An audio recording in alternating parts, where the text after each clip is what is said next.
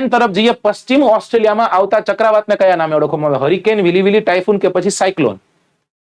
તમારા સિલેબસમાં જે રીતના પ્રશ્નો છે એવા પ્રશ્ન પૂછ્યા છે કે સાયક્લોન છે ને, સાયક્લોનને વિવિધ ક્ષેત્રમાં વિવિધ નામે ઓળખવામાં આવે.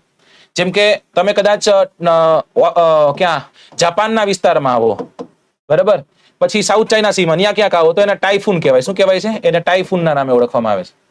ઓકે, પછી તમે જો અમેરિકામાં આવો, અમેરિકામાં, તો અમેરિકામાં શું કહેવાય છે એને? એના બે નામ છે, એક છે હરિકેન, એક છે હરિકેન ને એકને આપણે કહીએ છીએ ઉપરના ભાગમાં ટોર્નાડો.